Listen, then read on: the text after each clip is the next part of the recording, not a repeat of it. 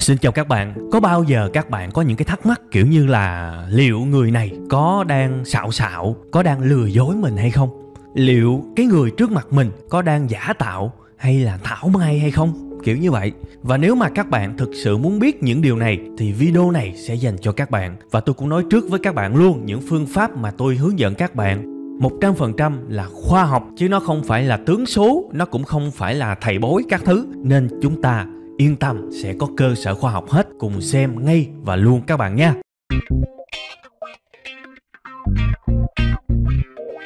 Mến chào các bạn đã quay trở lại với chương trình Bài học Kinh doanh. Chương trình được phát sóng vào 7 giờ tối thứ Bảy hàng tuần trên kênh YouTube của Web 5 ngày. Các bạn chỉ cần lên YouTube gõ từ khóa Web 5 ngày thì các bạn có thể xem chương trình các bạn nha.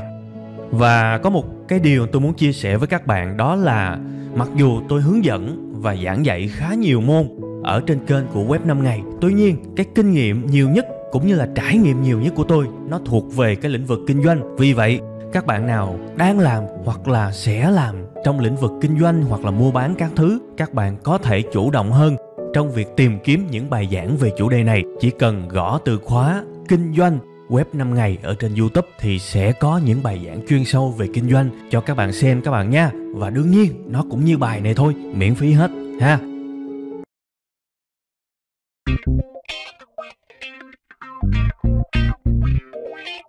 Rồi, đây là phần đầu tiên các bạn nha. Tôi sẽ chỉ các bạn cách để biết người khác liệu có đang lừa dối mình hay không. Và tôi dùng từ ở đây là lừa dối chứ không phải là nói dối. Lừa dối và nói dối khác nhau chỗ nào? Trong cuộc sống của chúng ta, tôi tin rằng rất nhiều người trong chúng ta nói dối thường xuyên. Nhưng sự nói dối của chúng ta không gây hại cho ai cả. Và tôi nghĩ không có việc gì phải khó chịu và cật lực lên án cái hành vi nói dối này. Tôi lấy ví dụ, các bạn tình cờ vào một cái quán cà phê và các bạn chỉ ra quán cà phê để ngồi chơi thôi, thì vô tình gặp lại một người bạn cũ. Cái người bạn này hỏi bạn: ê mày, đi đâu vậy? Cái bạn trả lời, không lẽ giờ trả lời tao rảnh quá, tao ra tao chơi, hơi kỳ đúng không? Thì các bạn trả lời là tao có việc gần đây nên ghé ngồi chút xíu. Đó, thì mặc dù bản chất cái này cũng là nói xạo, nhưng mà nói xạo thuộc dạng không gây hại cho ai. Tôi thấy thôi, những cái trường hợp này bỏ qua nha các bạn. Tùy quan điểm sống của các bạn có quyền phê phán hay không. Nhưng mà tôi thì tôi không tính tới những trường hợp này. Tôi chỉ hướng dẫn các bạn cách để có thể phát hiện người nào đó lừa dối các bạn. Tức là có gây một cái sự tổn thương, và tức là cho các bạn một cái cách giải quyết hợp tình, hợp lẽ nếu lỡ xui các bạn rớt phải trường hợp bị lừa dối nha. Vậy thì bây giờ cách để chúng ta biết họ có lừa dối chúng ta hay không, chúng ta làm sao đây? Và tôi cũng nói trước luôn với các bạn, đó là cái bài này tôi xin phép được bỏ qua những cái phương pháp mà nó hiển nhiên quá, hoặc là nó được quá nhiều người hướng dẫn, giống như là ngồi trước mặt rồi ấp a ấp úng, mặt đỏ rồi bắp ba bắp búng kiểu như vậy. Nó dễ thấy quá, tôi không hướng dẫn lại nha. Hoặc là có những cái phương pháp đã có người chỉ các bạn rồi, giống như là chớp mắt hay là nhìn chằm chằm các thứ. Các bạn có thể đọc ở trên mạng, rất nhiều nơi hướng dẫn rồi. Ở đây tôi sẽ chỉ hướng dẫn cho các bạn một cái phương pháp khoa học và người đã truyền thụ nổi tiếng nhất cái phương pháp này, đó là ông Mark Bolton, tức là một cựu nhân viên của FBI. Đấy, một cái người thường xuyên gặp mặt tội phạm, gặp mặt nhân chứng và có rất nhiều kinh nghiệm để chia sẻ. Và ông nói như thế này: khi mà các bạn nói chuyện và các bạn cần kể lại một cái việc gì đó thì phản xạ tự nhiên của con người, chúng ta nhớ lại đó, chúng ta sẽ luôn luôn nhìn theo hướng chết một chút xíu về hướng của cái tay không thuận của chúng ta. Có nghĩa là quịch tẹt ra như thế này cho các bạn dễ nhớ đó. Giả sử bạn thuận tay phải và bạn đang kể một câu chuyện nào đó của mình cho người khác. Nếu bạn nhìn về hướng tay không thuận, nhìn xéo chút xíu thôi, tức là tay trái, thì nhiều khả năng bạn đang nói thật. Bởi vì cơ chế sinh học của chúng ta nhìn về chết về hướng không thuận của cái tay, đó là chúng ta cố gắng nhớ lại. Và ngược lại, nếu mắt của chúng ta nhìn chết một chút xíu về hướng của tay thuận thì có nghĩa là cơ chế não của chúng ta đang tưởng tượng một cái điều gì đó, và nó đồng nghĩa với nói xạo. Có nghĩa là anh này đang cố gắng chế ra một cái thông tin gì đó để nói chuyện với người đối diện, đó là nói dối nha. Đơn giản như vậy thôi.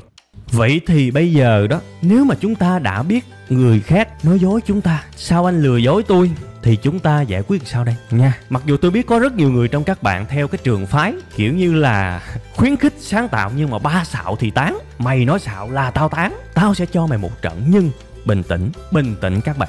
Bởi vì có một cái vấn đề như thế này, tôi giảng những cái bài như thế này á, tôi nghiên cứu kỹ và tôi suy nghĩ nhiều lắm. Tôi không muốn những cái bài như thế nó làm cho mọi người nghi kỵ lẫn nhau, nó làm cho mọi người phán xét lẫn nhau và không tin nhau nữa. Lúc nào đầu óc cũng đen thui, tôi không thích như vậy. Thành ra đây mới là cái phần quan trọng hơn trong cái phần này nè các bạn. Ok, đồng ý, bạn phát hiện người đó lừa dối bạn và cho là họ đồng ý luôn đi, họ thừa nhận luôn đi.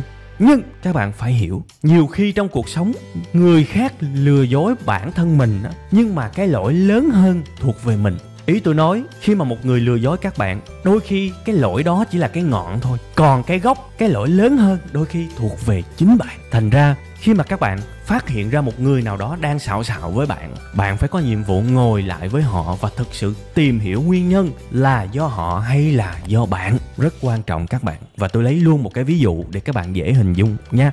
Tôi nói rồi, kiến thức này tôi chỉ các bạn, tôi muốn các bạn hợp tình, hợp lý, hợp lẽ, chứ không phải áp dụng một cách máy móc và trở thành một cái con sư tử, một con chằn tinh để xử lý người khác, trong khi biết đâu đó lỗi là của bạn nha. Tôi lấy cái ví dụ, giả sử anh Tèo và chị Tí là bồ của nhau đi. Tới một ngày đẹp trời, anh Tèo phát hiện chị Tí có bồ nhí lừa dối mình và bắt tại trận luôn.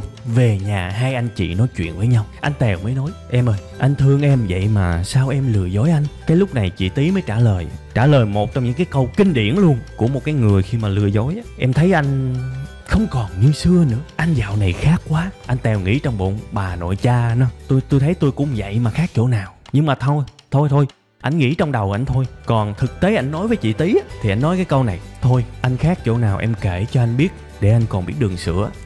Lúc này anh Tèo ảnh bắt đầu tiếp tục quan sát chị Tí. Chị Tí thuận tay phải nha các bạn. Chị Tí thuận tay phải. Thì nếu mà chị Tí trả lời câu hỏi của ảnh và nhìn về hướng bên trái, nhìn về hướng tay không thuận, nhìn xéo chút xíu thôi nha, tôi nói rồi nha, không phải là cứ nhìn quẹo luôn á, không phải, nhìn xéo xéo thôi ha, nhìn chết một chút xíu cũng được, thì chị Tí đang nói thật đó. Và lúc này lỗi chính của cái sự lừa dối đó, đồng ý là chị Tí sai, nhưng trước đó có cái chuyện gì đó xuất phát từ anh Tèo làm cho chị bất mãn.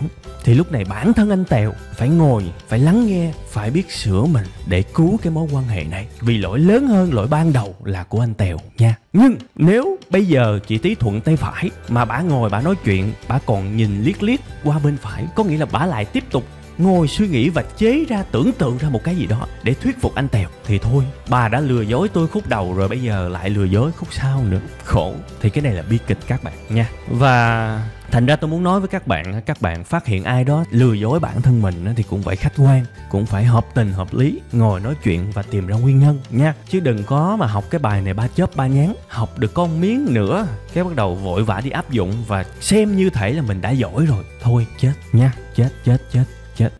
Và sẵn ở đây tôi nói luôn, ông nào mà xem cái bài này á mà đầu óc nó hơi bả đậu chút xíu thì sẽ chơi cái chiêu: tao biết cái kỹ thuật mày dùng để mày phát hiện tao rồi mày dùng mày phát hiện tao rồi đúng không? Bây giờ tao sẽ tập nói xạo nhưng liếc về hướng bên trái. Thì tôi nói các bạn á, những cái ông nào mà ông tập cái này á không giấu được, vì đó là cơ chế sinh học của cái não chúng ta rồi. Bạn có luyện tập nhưng bạn sẽ có lúc sơ hở và nó rất mắc cười. Bởi vì những ông này á, khi mà nói là ổng cố tình ổng nhìn qua bên trái, ổng cố tình ổng nhìn về hướng cái tay nó không thuận, và cái sự cố tình này rất dễ phát hiện ra. Thành ra tôi chỉ các bạn luôn một cái cách dành cho mấy ông mà xạo nhưng có một chút kiến thức, là ổng sẽ cố tình ổng nhìn qua cái hướng bên đó. Và cái sự cố tình này các bạn cứ để ý đi, các bạn sẽ thấy nó rất dễ. Cái ánh mắt có cái gì đó, nó có sự chuẩn bị trong đó. Còn một cái người mà nói thật, thực sự họ liếc qua đó, ánh mắt vô cùng tự nhiên, không có cái gì bất thường, không có gì thay đổi cả nha. Thành ra các bạn có thể lừa dối cảm xúc của người khác, các bạn có thể đóng vai này đóng vai đó, nhưng các bạn không thể nào thay đổi bản chất sinh học của các bạn được nha. Và nhiều khi các bạn giả bộ liếc như vậy á, nó còn dễ phát hiện hơn là các bạn cứ để như ban đầu đi, thiệt nha. Nên làm ơn, tốt nhất là đừng nói dối và đừng lừa dối người khác, chứ đừng có bày đặt xạo, bày đặt học theo cái kiểu mà nói dối và chủ động liếc qua bên trái, không ăn thua đâu.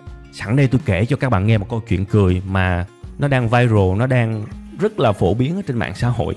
số là có cái anh kia ở bên Mỹ hay sao á, ảnh đi tuyển dụng vào một cái vị trí cũng lương cao lắm, ở một cái mục đó là năng khiếu, sở thích á. Thì người ta hỏi ảnh là thích cái gì thì có cơ hội là nổ mà các bạn thấy giống như ở Việt Nam á, mọi người cứ thích nổ. Nào là em thích đọc sách, em thích chơi thể thao, trong khi chả bao giờ. Thì anh này ảnh cũng nghĩ là cái mục này hỏi cho vui thôi, chứ có bao giờ người ta bắt mình phải làm gì đâu. Thành ra ảnh bảo là em có kinh nghiệm chơi piano trong vòng 15 năm rồi.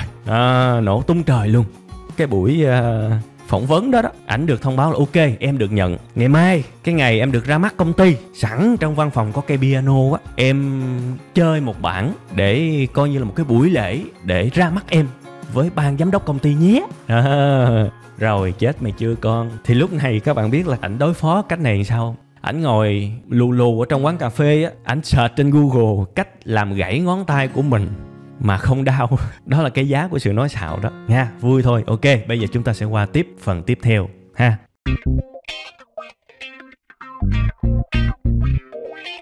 Xin chào các bạn, chào mừng các bạn đã quay trở lại với chương trình của chúng ta ngày hôm nay. Chúng ta đang ở phần số 2 của cái bài làm sao để biết được người khác đang nghĩ cái gì. Và cụ thể trong phần này, chúng ta sẽ đi vào cái việc phát hiện liệu cái người đang ngồi đối diện với các bạn có đang giả tạo, có đang thảo mai, có đang trước mặt thì giả bộ hề hề, de ô, nhưng mà đằng sau lưng lại nghĩ ngược lại hay không?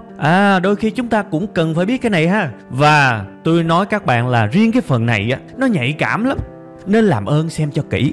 Để xem tầm bậy rồi gặp ai cũng nghi ngờ, gặp ai cũng nói giả tạo, chết không được. Phải xem cho thiệt là kỹ, làm ơn nha. Vậy thì bây giờ đi vào chi tiết, làm sao chúng ta biết được một người họ giả tạo, hay là họ thảo mai, hay là họ thiệt lòng hưởng ứng với mình. Chúng ta sẽ nhìn và xem xét thông qua nụ cười. Thưa các bạn, làm sao các bạn nhìn một người cười và các bạn biết nụ cười này là thiệt, nụ cười kia là diễn? Sao bạn biết được? Đây là bí quyết các bạn.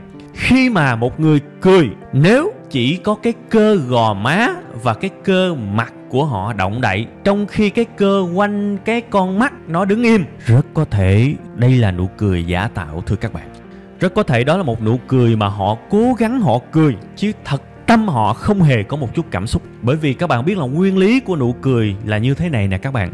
Nguyên lý của một nụ cười mà có xuất phát từ trái tim, xuất phát từ cảm xúc thật, thì sẽ có hai cái cơ chính hoạt động. Cái cơ đầu tiên là cái cơ zygomatic, tức là cái cơ nằm quanh cái má của các bạn đó, cái gò má đó, đi lên chút xíu. Và cái cơ thứ hai là cái cơ tạm gọi là cơ vòng mi, có nghĩa là cái cơ xung quanh con mắt của các bạn nha. Cái này thì tôi không có đi sâu vào cái yếu tố mà y học, tôi chỉ sơ sơ cho các bạn thấy thôi. Nụ cười mà thật tâm trái tim mình phát ra, nó có hai cái đó.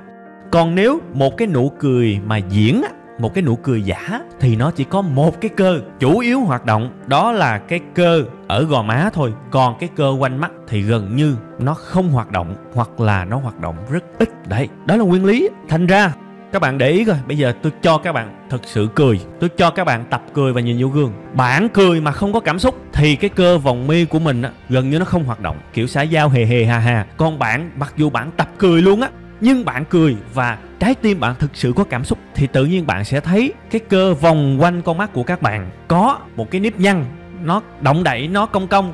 Và thậm chí nếu mà cười sung lên, cười vui ơi là vui, thì cái khóe mắt của các bạn á, cái mí mắt ngoài của các bạn á, thậm chí nó còn ra một cái hình dấu chân chim nữa. Đó là cười thiệt đó các bạn, là cười thiệt. Đấy, thành ra chỉ qua một nụ cười thôi, các bạn sẽ biết được là một người đang cố gắng cười hay là đang thực sự thật tâm và thật lòng là cười nha. Ok chưa? Rồi, vậy thì bây giờ các bạn đã biết một người khi nào là cố cười, khi nào là cười thiệt.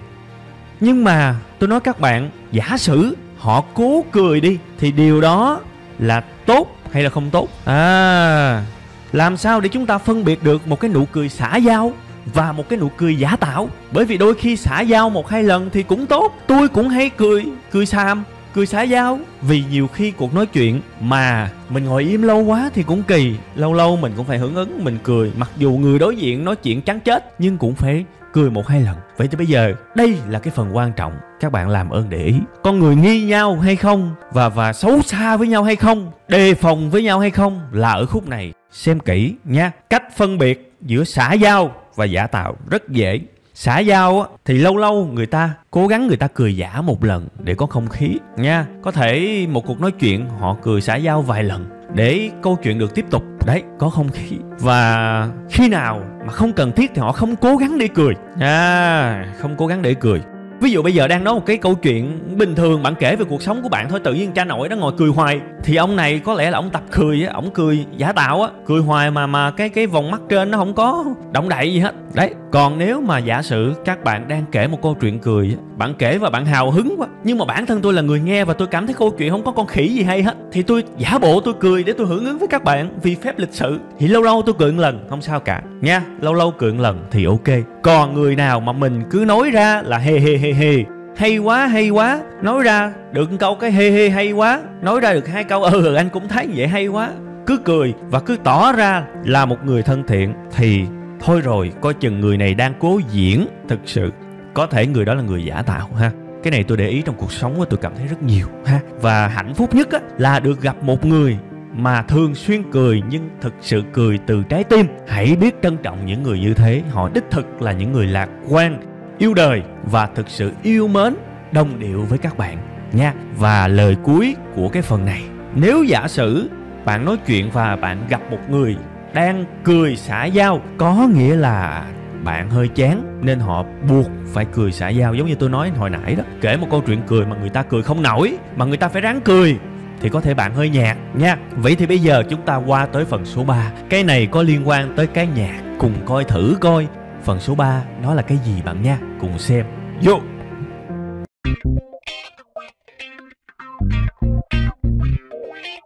Xin chào các bạn, đây là tình huống số 3 của chương trình ngày hôm nay. Cách để biết người khác đang nghĩ gì. Và ở phần số 3 này tôi chỉ các bạn cách khi mà chúng ta nói chuyện với một người nào đó, làm sao để biết họ đã ngán tận cổ khi mà phải nói chuyện với các bạn. Có nghĩa là cuộc nói chuyện nó chán lắm rồi và họ đang chịu đựng nói chuyện với bạn á. Nghĩa là bạn nhạt lắm á, nhưng mà họ lịch sự, họ không nói ra thôi. Làm sao các bạn biết chuyện đó? Cái này có thể khiến nhiều bạn buồn, nhưng mà thôi, tôi sẽ có giải pháp cho các bạn. Nếu thực sự các bạn rớt vào tình huống như thế, các bạn làm người khác chán chết đi được, nhưng mà nể các bạn hay là tội các bạn sau đó phải tiếp tục nha. Các bạn nhìn, đầu tiên là cái dấu hiệu trước. Khi mà các bạn nói chuyện với người đối diện mà họ hiếm khi nào nhìn thẳng vào bạn, họ nhìn xéo xéo, họ nhìn đâu, họ nhìn xuống bàn kiểu như vậy đó. Đó là cái thứ nhất. Và cái thứ hai là họ mân mê một cái gì đó, cái vật thể gì đó mà họ có được, thì rất có thể là cuộc nói chuyện của bạn với họ đang rất chán. Họ chỉ muốn thoát khỏi cái cuộc nói chuyện này càng sớm càng tốt thôi, nhưng vì một cái lý do gì đó, có thể là tế nhị, họ phải tiếp tục câu chuyện. Tôi lấy luôn cái ví dụ gần gũi. Bạn gặp một nhân viên của bạn đi ở quán cà phê, bạn ngồi bạn nói về chiến lược hay là dặn dò hay là gì đó cho bạn nhân viên của mình, nhưng bạn nhân viên thì trước mặt dạ nghe, nhưng mà ít khi nào nhìn thẳng bạn, cứ nhìn xéo xéo, nhìn đâu. Và quan trọng nhất là ở trên bàn có một cái nắp chai, có một cái ống hút. Các bạn thấy là cái ông nhân viên này, ổng ngồi và ổng vọc ổng mân mê những cái vật thể này, bất cứ vật thể nào mà có trước mặt là ổng mân mê. Thì đây là dấu hiệu để các bạn biết là bạn đang là một cái cục rất chán trong mắt của người khác nha. Và đừng giận họ, bởi vì đây là lỗi của bạn. Đừng giận họ nha, nhớ kỹ. Tôi chỉ các bạn cái này để không phải là các bạn chửi những người khác. Tại sao tao nói như thế mà mày lại cảm thấy chán? Chán là đúng thiệt, bởi vì chán cũng là một cái cơ chế sinh học của chúng ta mà. Bạn phải chán thiệt họ mới cảm thấy chán, chứ bạn mà không chán thì không có ai chán cả. Bạn hiểu không? Đó. Vậy thì bây giờ chúng ta giải quyết như thế nào? 100 cái sự than phiền không bằng một cái giải pháp. Vậy thì bây giờ tôi sẽ đề xuất các bạn 2 giải pháp. Giải pháp thứ nhất, nếu cuộc nói chuyện đó có những thông tin nào quan trọng cần nói thì hãy cố gắng nói thẳng và nói hết một lần luôn đi, và kết thúc cuộc nói chuyện càng sớm càng tốt. Đó là cách tốt nhất để các bạn không gây nhàm chán tiếp tục cho người khác. Nhớ kỹ giùm tôi nha. Hãy kết thúc càng sớm càng tốt. Và khi mà các bạn làm được chuyện đó thì ít nhất á, nó khiến cho các bạn đỡ ngại. Ok, xong rồi, không còn nói chuyện nữa, ví dụ vậy, đỡ kỳ. Và thứ hai cũng giải thoát cho đối phương nha, chứ hành người ta quá tội nghiệp. Đó là cách thứ nhất. Cách thứ hai, bản thân các bạn phải học cách giao tiếp. Bản thân các bạn phải biết cách nói chuyện sao đó cho nó có duyên, nó bớt nhạt chút xíu, rắc miếng muối cho cuộc nói chuyện của mình nha. Mình cũng phải cải thiện thôi, vì không lẽ mình cứ nhạt hoài, người ta nói chuyện với mình người ta buồn ngủ luôn hả? Phải thay đổi nha. Thì riêng cái này tôi đã có riêng 2 bài để hướng dẫn các bạn rồi. Bài thứ nhất, các bạn search trên YouTube đó là cách nói chuyện có duyên, và bài thứ hai đó là cách nói chuyện không nhạt nha. Hai bài này tôi đã hướng dẫn các bạn hết về cách để chúng ta giao tiếp và được mọi người yêu quý khi mà được nói chuyện với chúng ta. Thậm chí là họ rất háo hức khi mà được nói chuyện với bạn nữa. Đó là điều chắc chắn và là một cái điều mà tôi đã trải qua và tôi chứng kiến cũng như là có kinh nghiệm rồi ha. Các bạn có thể xem hai bài đó, và tôi chúc các bạn là sau khi mà xong cái bài này và xem tiếp hai bài đó thì bạn sẽ không còn rơi vào cái cảnh mà nói chuyện với một người mà họ lại nhìn đi chỗ khác, hoặc là họ mân mê bất cứ thứ gì có trong tay ha. Rồi ok, như vậy là phần này cũng xong luôn ha. Cũng dễ mà, có gì đâu khó, đúng không? Mặc dù phát hiện ra cái này cũng buồn thiệt, thấy cũng tội, mà thôi cũng kệ. Hello các bạn, như vậy là các bạn đã đi qua 3 cái phần có thể gọi là căn bản và dễ dàng và cũng có tính khoa học mà tôi đã hướng dẫn các bạn trong cái việc biết người khác đang nghĩ gì. Và cái lời nhắn nhủ cuối cùng của tôi đó là dù cho các bạn biết được như thế nào đi chăng nữa thì rất có thể cái nguyên nhân của những điều tiêu cực xảy đến với các bạn có liên đới với các bạn. Thành ra cái bài này nó giúp cho các bạn nhân văn hơn, chứ nó không làm cho các bạn trở nên nghi kỵ và cực đoan hơn các bạn nha. Hãy biết sự thật, hãy trang bị cho mình những kỹ thuật để tìm ra sự thật, nhưng cũng phải biết cái nào mình có sai và cái nào là người khác sai để cuộc sống của chúng ta tốt hơn. Bạn không bao giờ đúng hết đâu, đừng bao giờ suy nghĩ theo cách đó nha. Và dù như thế nào đi chăng nữa thì thời gian cũng có hạn, thành ra tôi chỉ có thể làm được 3 cái tình huống và 3 kỹ thuật thôi. Nếu mà các bạn cảm thấy thích thú về cái chủ đề này, hãy comment cho tôi biết nha. Và hãy phát ra những cái tín hiệu nào đó để tôi biết. Giả sử các bạn like cái bài này trên 15.000 like kiểu như vậy, tôi thấy wow, các bạn thích chủ đề này quá, tôi sẽ tiếp tục làm cái phần số 2 các bạn ha. Bởi vì riêng cái phần đọc vị người khác hay là biết người khác đang nghĩ gì thì may mắn là tôi có khá nhiều những cái thủ thuật. Và nếu các bạn thích thì hãy để lại một cái tín hiệu nào đó để tôi biết. Tôi sẽ làm tiếp tập số 2 các bạn nha. Cảm ơn các bạn rất nhiều. Xin chào và hẹn gặp lại vào 7 giờ tối thứ Bảy tuần sau các bạn nha.